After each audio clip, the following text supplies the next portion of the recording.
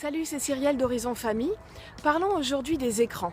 Tous les parents se posent la question au moins une fois sur l'âge auquel ils doivent laisser leur enfant avoir accès à la télévision, aux consoles de jeux, à Internet, etc. Et je voulais te parler des balises 3, 6, 9, 12 qui est une règle qui a été mise en place par le psychiatre Serge Tisseron au sujet justement de l'utilisation des écrans pour les enfants.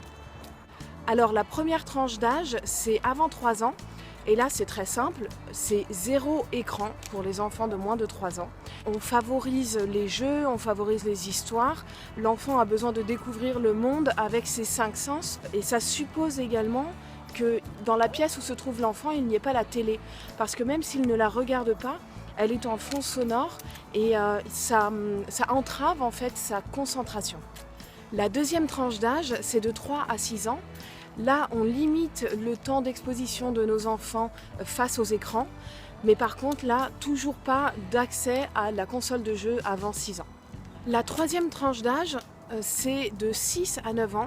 Là, on ne lui donne toujours pas accès à Internet. En revanche, comme il voit ses parents aller sur Internet régulièrement, on peut commencer à lui expliquer ce que c'est, comment ça fonctionne, répondre en tout cas à ses questions. Ensuite, de 9 à 12 ans, Serge Tisseron préconise qu'on commence à utiliser Internet, mais par contre, évidemment, sous notre surveillance, il n'est jamais seul devant Internet.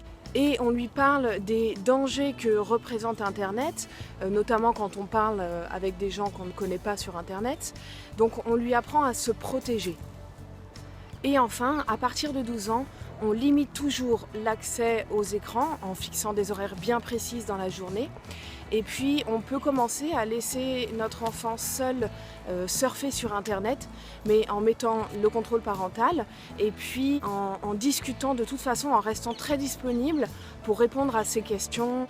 L'idée de toute façon, c'est de laisser toujours la place à l'échange, d'être ouvert à la discussion et d'établir une confiance avec l'enfant. Il faut garder à l'esprit qu'aucun écran est mauvais en soi et tout dépend en fait de la façon dont on introduit les écrans dans la vie de notre enfant.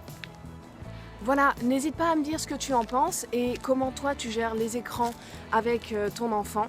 Et puis je te dis à très vite pour la prochaine vidéo.